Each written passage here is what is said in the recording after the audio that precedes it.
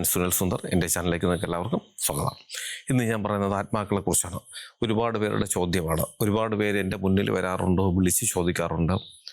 അവർക്ക് ഈ മരിച്ചു പോയവരെ കുറിച്ചുള്ള ഒരുപാട് മോഹങ്ങൾ, ആ ആത്മാക്കളെക്കുറിച്ച് വീണ്ടും തങ്ങളുടെ കുടുംബത്തിൽ വരണമെന്നും തങ്ങളോടൊപ്പം വരണമെന്നും ഒക്കെയുള്ള ആഗ്രഹങ്ങളും, ആ ആഗ്രഹങ്ങൾ പൂർത്തിയാക്കുന്നതിന് വേണ്ടിയിട്ട് അവർ വർഷങ്ങളോളം കണ്ണീരൊഴുക്കി ജീവിക്കുകയൊക്കെ ചെയ്യുന്ന ഒരുപാട് പേരുണ്ട്. പലരുടെയും സംശയമാണ്. അതിനുള്ള മറുപടിയാണ് ഇന്ന് ഞാൻ പറയുന്നത്. നിങ്ങൾക്ക് ജ്യോതിഷപരമായ വാസ്തുപരമായ എന്തെങ്കിലും കാര്യങ്ങൾ അറിയണമെന്ന് ഞാൻ പറഞ്ഞാൽ മതി എന്നുണ്ട്. ഇപ്പോൾ ഈ സ്ക്രീനിലുള്ളത് എൻ്റെ ഓഫീസിലെ ഓൺലൈൻ ബുക്കിംഗ് നമ്പറാണ്. ഈ നമ്പറിലേക്കാണ് നിങ്ങൾ വിളിക്കേണ്ടത്. 1-2 ചെറിയ കാര്യങ്ങളുണ്ടാകും, അതനുസരിച്ച് നിങ്ങൾ ബുക്ക് ചെയ്തോളൂ. അങ്ങനെ നിങ്ങൾ ബുക്ക് ചെയ്ത് നിങ്ങൾ ചോദിക്കുന്ന ജ്യോതിഷപരമോ വാസ്തുപരമോ കാര്യത്തിൻ്റെ മറുപടി ഞാൻ നിങ്ങൾക്ക് വാട്സപ്പ് ചെയ്യാം. അത് കേട്ടിട്ട് നിങ്ങൾക്ക് തിരിച്ചു വിളിക്കാം. നമുക്ക് നേരിട്ട് കാര്യങ്ങൾ സംസാരിക്കുകയും ചെയ്യാം. അപ്പോൾ ഇന്നത്തെ വിഷയത്തിലേക്ക് കിടക്കാം. ആത്മാക്കൾ, അത് നമ്മളെ പ്രിയപ്പെട്ടവർ മരിച്ചു പോയി കഴിഞ്ഞാൽ ഒരിക്കലും നമുക്ക് സഹിക്കാൻ പറ്റില്ല എന്നുള്ളത് പരമമായ സത്യം തന്നെയാണ്. കാര്യം ജീവിതത്തിൽ നമ്മളോടൊപ്പം സ്നേഹിച്ചും ഇണങ്ങിയും പിണങ്ങിയൊക്കെ ജീവിച്ചിരുന്നവർ നമ്മളെ വിട്ടുപോകുമ്പോൾ അത് നമുക്ക് സഹിക്കാൻ പറ്റുന്നില്ല. പിന്നീട് നമ്മൾ ആഗ്രഹിക്കുന്നത് അവർ നമ്മളോടൊപ്പം വീണ്ടും ജനിക്കണമെന്നുള്ളതാണ്. ആ ഒരു ചോദ്യമാണ് ഇന്ന് പലരും ചോദിക്കുന്നത്. ഒരുപാട് പേര് വാട്സപ്പ് വഴി ചോദിക്കുന്നുണ്ട്, നേരിട്ട് വന്ന് ചോദിച്ചിട്ടുണ്ട്. അതിലൊരു ഏറ്റവും പ്രധാനപ്പെട്ട ഒരു അനുഭവം ഞാൻ പറയാം. ഈ ഇടയ്ക്ക് എൻ്റെ അടുത്ത് വന്നൊരു കേസെന്ന് വെച്ചാൽ 2 കുട്ടികളും ഒരമ്മയും ഒരച്ഛനും. അച്ഛൻ മരിച്ചുപോയി. പക്ഷേ ആ കുടുംബത്തിലുള്ള ആർക്കും, അതായത് ഈ 3 പേർക്കും അവർക്കത് താങ്ങാൻ പറ്റുന്നില്ല. കുട്ടികൾ വിവാഹപ്രായമായി എത്തി നിൽക്കുകയാണ്. അപ്പോൾ അവരുടെ ഇപ്പോഴത്തെ ആവശ്യം എന്ന് പറഞ്ഞാൽ ഒരു വിവാഹം കഴിച്ച് കുട്ടികളുണ്ടാകുമ്പോൾ അത് അച്ഛൻ്റെ ആത്മാവായിരിക്കണം. അതിന് സാധിക്കുമോ? ഇപ്പം അദ്ദേഹം മരിച്ചിട്ട് 1-2 മാസമേ ആയിട്ടുള്ളൂ. അവരങ്ങ് വിങ്ങിപ്പൊട്ടുകയാണ് എല്ലാവരും. അങ്ങനെ ഒരു ചോദ്യമായിട്ടാണ്, ഒരു ആവശ്യമായിട്ടാണ് എൻ്റെ മുന്നിൽ വന്നത്. അതിന് വേണ്ടിയിട്ടുള്ള അത് സാധിക്കും, തീർച്ചയായിട്ടും നമുക്ക് അങ്ങനെയൊക്കെ ആഗ്രഹങ്ങളുണ്ടെങ്കിൽ നമുക്ക് നടന്നു കിട്ടുമെന്നുള്ളതാണ്. പക്ഷെ അതിന് നമ്മൾ പാലിക്കേണ്ടുന്ന കുറച്ച് കാര്യങ്ങളുണ്ട്. അതിനെക്കുറിച്ചാണ് വിശദമായി പറഞ്ഞത്. രണ്ടാമത് എന്ന് പറഞ്ഞാൽ, ഒന്ന് വന്നത് 2 കുട്ടികളുള്ള ഒരു അമ്മ. അതിൽ 19-20 വയസ്സായപ്പോഴത്തേക്ക് മൂത്തത് മകളാണ്. ആ കുട്ടി ആത്മഹത്യ ചെയ്തു. അപ്പം ഇപ്പം അതും 2-3 മാസമേ ആയിട്ടുള്ളൂ ആ കുട്ടി മരണപ്പെട്ടു പോയിട്ട്. ആ അമ്മ എൻ്റെ അടുത്ത് വന്നിട്ട് നേരിട്ട് വന്നതാണ്. 1 മണിക്കൂറോളം എൻ്റെ അടുത്തിരുന്ന് സംസാരിച്ചു. അപ്പം ഈ 1 മണിക്കൂർ, അതായത് എൻ്റെ അടുത്ത് വന്നിരുന്ന് അവരുടെ പേരും ഫോൺ നമ്പരും സ്ഥലവും ഒക്കെ ഞാൻ രജിസ്റ്റർ ചെയ്തതിന് ശേഷം എന്താണ് വന്നത് എന്ന് ചോദിച്ച് ആ നിമിഷം മുതൽ എൻ്റെ അടുത്ത് കാര്യങ്ങൾ പറഞ്ഞ് തിരിച്ചിറങ്ങിപ്പോകുന്ന 1 മണിക്കൂറോളം സമയം എടുത്തു. സാധാരണ ഒരു 20-30 മിനിറ്റാണ് ഒരാൾക്കുള്ള സമയം. പക്ഷേ ഇവർ 1 മണിക്കൂറോളം സമയം സംസാരിച്ചിട്ടാണ് അവർ പോയത്. ഈ 1 മണിക്കൂർ സമയം അവരുടെ കണ്ണുനീര് തുറന്നിട്ടില്ല. കരഞ്ഞ് പൊട്ടി കരയുകയാണ്. അവരുടെ ആവശ്യം, അവർക്ക് ഇനി, അതായത് 2 കുട്ടികളായി, മൂത്ത കുട്ടിക്ക് ഇത്തരം പ്രായമുണ്ട്. ആ കുട്ടി ആത്മഹത്യ ചെയ്തു. പക്ഷേ അവർ പ്രസവമെല്ലാം നിർത്തിയതാണ്. ഇനി അവരുടെ ആവശ്യം, അവരത് രണ്ടാമതൊരു ഓപ്പറേഷൻ കൂടെ ചെയ്ത്, അതായത് വീണ്ടും ഗർഭം ധരിക്കാനുള്ള ഓപ്പറേഷൻ ചെയ്തതിന് ശേഷം ഗർഭിണിയായാൽ ഈ മകൾ തന്നെ എൻ്റെ മകളായിട്ട് വരുമോ? അതിന് എന്തൊക്കെയാണ് ഞാൻ ചെയ്യേണ്ടത്? സത്യം പറഞ്ഞാൽ ഇത് ഇങ്ങനെയല്ല, ഇത്രയല്ല, ഒരുപാട് നമുക്ക് കേട്ടാൽ അത്ഭുതം തോന്നുന്ന വിധത്തിലുള്ള ഒരുപാട് കേസുകൾ, സംഭവങ്ങൾ പലരും ഒന്ന് പറയുന്നുണ്ട്. അപ്പം ഞാൻ അവരുടെയൊക്കെ മാനസികാവസ്ഥയെക്കുറിച്ച് ചിന്തിക്കുമ്പോൾ, ഇഷ്ടമുള്ളവരാണെങ്കിൽ, അതായത് മരിച്ചു നിൽക്കുന്ന മക്കളായാലും സഹോദരങ്ങളോടായാലും അച്ഛനായാലും ഭർത്താവിനോടോ ആയാലും ഒക്കെ ഇത്രയേറെ സ്നേഹമുള്ളവർ ഇങ്ങനെ ചോദിച്ചില്ലെങ്കിൽ അത്ഭുതമുള്ളൂ. അതിന് മുന്നേ അവർക്കുണ്ടായിരുന്ന വിശേഷ ബുദ്ധി പോലും നഷ്ടപ്പെട്ടു പോയിട്ടാണ് ഇങ്ങനെ ചോദിക്കുക. അപ്പോൾ ഈ ചോദിക്കുന്നത് തെറ്റാണോ വെച്ചാൽ തെറ്റൊന്നുമല്ല, ആഗ്രഹങ്ങളാണ്. ആഗ്രഹം നടക്കുമോ ഇല്ലയോ എന്നുള്ളതാണ് ഇന്നത്തെ എപ്പിസോഡ് കൊണ്ട് ഞാൻ പറയുന്നത്. അപ്പോൾ ഒരാൾ ജനിക്കുന്നത്, ഒരു ജീവൻ എങ്ങനെയാണ് ഭൂമിയിലേക്ക് വരുന്നത്? ആത്മാവിന് ശരീരമില്ല, അതിനൊരു ശരീരം വേണം. ആ ശരീരമാണ് 9 മാസവും 9 ദിവസവും കൊണ്ട് ഒരമ്മയുടെ ഗർഭപാത്രത്തിൽ രൂപപ്പെടുന്നത്. ആത്മാവുണ്ട്. ആ ആത്മാവ് ഒരു ശരീരത്തിനുള്ളിലേക്ക് വന്ന്, അല്ലെങ്കിൽ ആ ആത്മാവിന് ഒരു വലയമുണ്ടാകുന്നു. അതാണ് മനുഷ്യ ശരീരം. മൃഗങ്ങളായാലും എന്തായാലും ഒരു ശരീരം ഉണ്ടാകുന്നു. അതിനൊരു സമയമുണ്ട്. ഒരു മനുഷ്യൻ ജനിക്കുന്നത് അമ്മയുടെ ഗർഭപാത്രത്തിനുള്ളിൽ 9 മാസവും 9 ദിവസവും കൊണ്ടാണ് അത് പൂർണ്ണ വളർച്ചയെത്തുകയും ഭൂമിയിലേക്ക് ജനിക്കുന്നത്. പിന്നെ അത് ഭൂമിയിൽ ജീവിക്കുന്നു.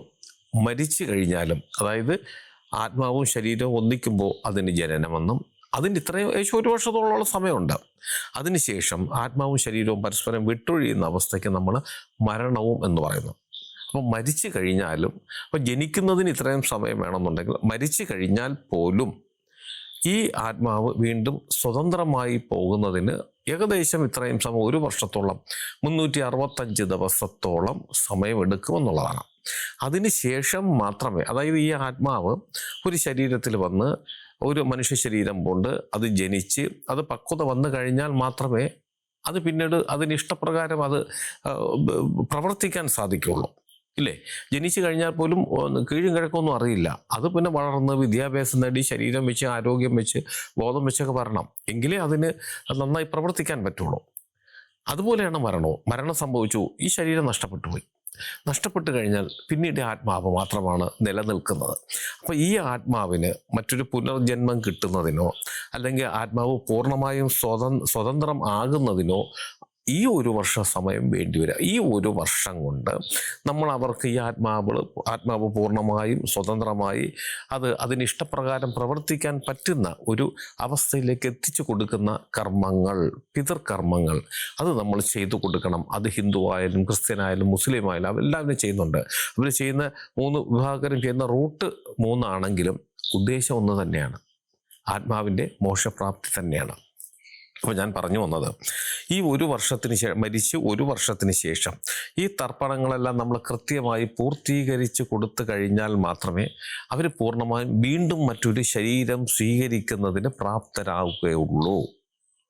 അതുകൊണ്ട് നമ്മൾ ഈ ആഗ്രഹങ്ങളൊക്കെ മനസ്സിൽ ഒതുക്കി വെച്ചിട്ട് ഈ ആദ്യത്തെ മരിച്ചു കഴിഞ്ഞാൽ 1 വർഷം കൃത്യമായിട്ടുള്ള തർപ്പണങ്ങൾ നമ്മൾ ചെയ്തു കൊടുത്ത് അവരെ വീണ്ടും പുനർജനിക്കാൻ പറ്റുന്ന അവസ്ഥയിലേക്ക് നമ്മൾ എത്തിച്ചു കൊടുക്കണം.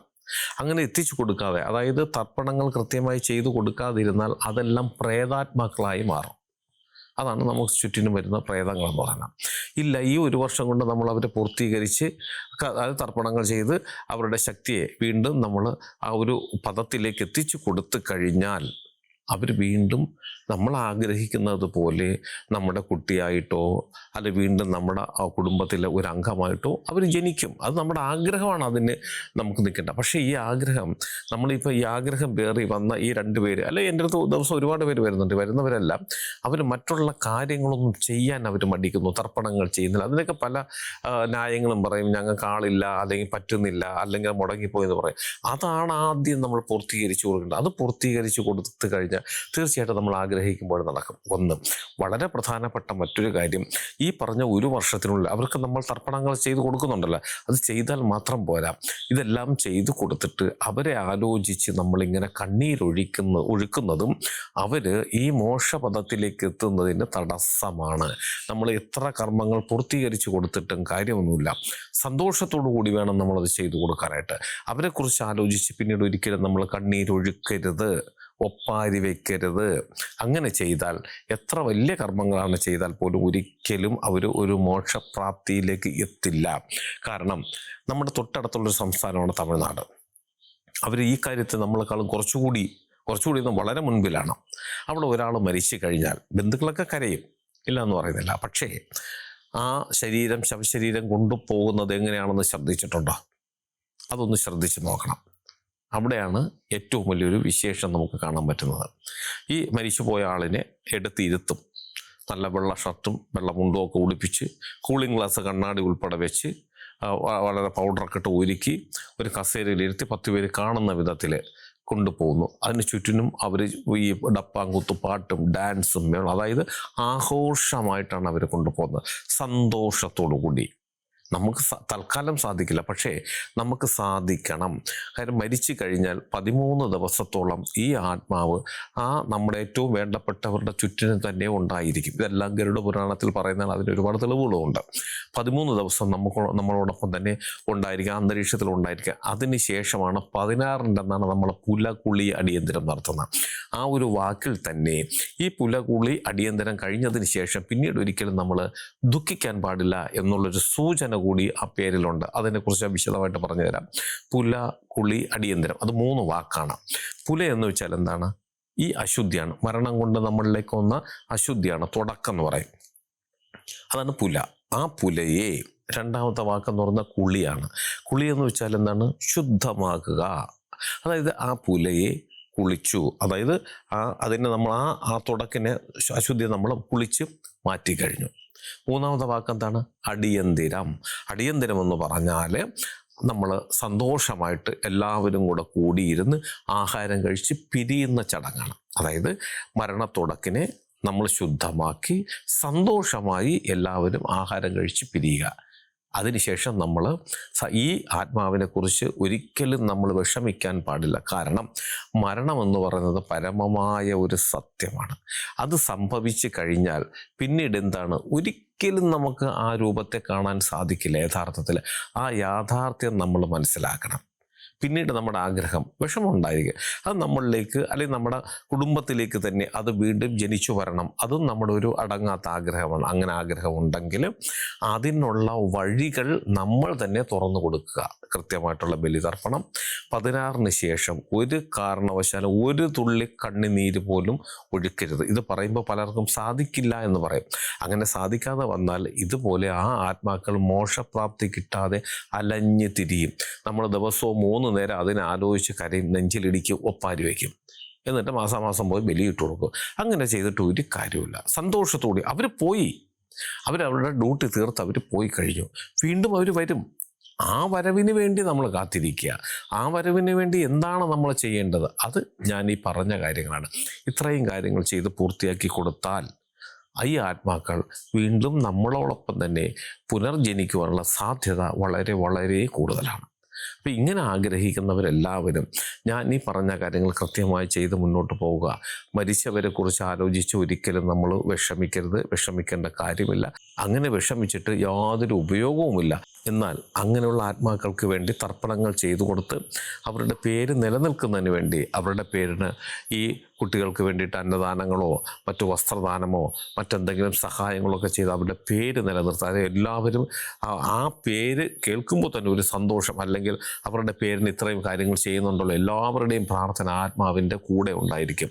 അവർക്ക് മോക്ഷപ്രദ പദത്തിലേക്ക് എത്താനും നമ്മൾ ആഗ്രഹിക്കുന്ന വിധത്തിൽ വീണ്ടും നമ്മുടെ കുടുംബത്തിലേക്ക് തന്നെ വന്ന് പുനർജനിക്കാനുമുള്ള സാധ്യത വളരെ കൂടുതലാണ്. അപ്പം നമ്മൾ ആ ആത്മാവ് വീണ്ടും നമ്മുടെ കുടുംബത്തിൽ തന്നെ ജനിക്കണമെന്നുണ്ടെങ്കിൽ നമ്മൾ നിലവിളിച്ചിട്ടോ കരഞ്ഞിട്ടോ കാര്യമില്ല. ഒരു തുള്ളി കണ്ണുനീരൊഴുക്കാതെ ആ ആത്മാവിൻ്റെ പേരിൽ നല്ല കാര്യങ്ങൾ ചെയ്ത് മുന്നോട്ട് പോയാൽ തീർച്ചയായിട്ടും അവർ നമ്മുടെ കുടുംബത്തിൽ വീണ്ടും ജനിക്കും. ഞാൻ ഈ പറഞ്ഞ കാര്യങ്ങൾ നിങ്ങൾക്ക് എല്ലാവർക്കും ഉപകാരപ്രദമാകട്ടെ. നിങ്ങൾക്ക് ജ്യോതിഷപരമായ വാസ്തുപരമായ എന്തെങ്കിലും കാര്യങ്ങൾ അറിയണം, അത് ഞാൻ പറഞ്ഞാൽ മതി എന്നുകൊണ്ട് ഇപ്പോൾ ഈ സ്ക്രീനിൽ എഴുതി കാണിക്കുന്ന എൻ്റെ ഓഫീസിൽ ഓൺലൈൻ ബുക്കിംഗ് നമ്പറാണ്. ഈ നമ്പറിലേക്കാണ് നിങ്ങൾ വിളിക്കേണ്ടത്. വിളിച്ചോളൂ. 1-2 ചെറിയ കാര്യങ്ങളുണ്ടാകും, അതനുസരിച്ച് നിങ്ങൾ ബുക്ക് ചെയ്യണം. അങ്ങനെ നിങ്ങൾ ബുക്ക് ചെയ്താൽ നിങ്ങൾ ചോദിക്കുന്ന ജ്യോതിഷപരമോ വാസ്തുപരമായ കാര്യത്തിൻ്റെ മറുപടി ഞാൻ നിങ്ങൾക്ക് തരാം. അത് കേട്ടിട്ട് നിങ്ങൾക്ക് എന്നെ തിരിച്ച് വിളിക്കുകയും ചെയ്യാം. അതുപോലെ നിങ്ങളുടെ വീടിനോ നിങ്ങളുടെ ഭൂമിക്കോ വാസ്തുദോഷമോ ഭൂമിദോഷമോ അല്ലെങ്കിൽ എന്തെങ്കിലും പ്രേതബാധ ദോഷങ്ങളോ ശത്രുദോഷങ്ങൾ പോലുള്ള എന്തെങ്കിലും ദോഷങ്ങളുണ്ട്, അത് ഞാൻ അവിടെ വന്ന് കണ്ട് പരിശോധിച്ച് പരിഹരിക്കണമെന്നുണ്ടെങ്കിലും നിങ്ങൾ ഈ നമ്പറിലാണ് വിളിക്കേണ്ടത്. അത് അങ്ങനെയുള്ള കാര്യങ്ങൾ നേരിട്ട് വന്ന് കണ്ടാലേ അത് പൂർണ്ണമായും പരിഹരിക്കുവാനേ സാധിക്കുള്ളൂ.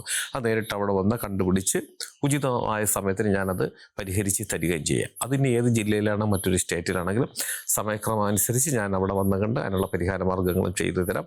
അതിനും ഈ നമ്പറിൽ വിളിച്ചാണ് നിങ്ങൾ ബുക്ക് ചെയ്യേണ്ടത്. അതുപോലെ തന്നെ നിങ്ങൾ ഈ ഓൺലൈൻ ജ്യോതിഷം അറിയുന്നത് ഓൺലൈൻ വഴി അല്ലാതെ തന്നെ നേരിട്ട് എൻ്റെ അടുത്ത് വരാം. നമുക്ക് നേരിട്ട് കണ്ട് സംസാരിച്ച് ജ്യോതിഷ കാര്യങ്ങൾ നോക്കി അതിനുള്ള മാർഗനിർദ്ദേശങ്ങളും നമുക്ക് കണ്ടെത്താം. അതിന് നിങ്ങൾ വരേണ്ടത് തിരുവനന്തപുരം ജില്ലയിലാണ്. അവിടെ വരുന്നവരും ഈ നമ്പർ വിളിച്ച് ബുക്ക് ചെയ്തതിന് ശേഷം മാത്രം വരാൻ ശ്രമിക്കുക. ഇതെൻ്റെ ഓഫീസിലെ ഓൺലൈൻ ബുക്കിംഗ് നമ്പറാണ്. ഇത് രാവിലെ 10 മണി മുതൽ വൈകുന്നേരം 5:30 മണി വരെ നിങ്ങൾക്ക് ഈ നമ്പർ വിളിച്ച് ബുക്ക് ചെയ്യാം. നിങ്ങൾ എൻ്റെ ചാനൽ സ്ഥിരമായിട്ടൊന്ന് കാണണം, സബ്സ്ക്രൈബ് ചെയ്യണം. എനിക്ക് വേണ്ടുന്ന എല്ലാവിധ പ്രോത്സാഹനം തരികയും വേണം. നിങ്ങൾക്കും നിങ്ങളുടെ കുടുംബത്തിലെ ഓരോ അംഗത്തിനും എല്ലാവിധ ഐശ്വര്യങ്ങളും സന്തോഷവും സമാധാനവും ദീർഘായുസ്സും ഈശ്വരൻ തരട്ടെ എന്ന് ആത്മാർത്ഥമായി പ്രാർത്ഥിച്ചുകൊണ്ട് തൽക്കാലം നിർത്തുന്നു. അടുത്ത ഒരു വീഡിയോയുമായി കാണുന്നവർ എല്ലാവർക്കും നന്ദി, നമസ്കാരം.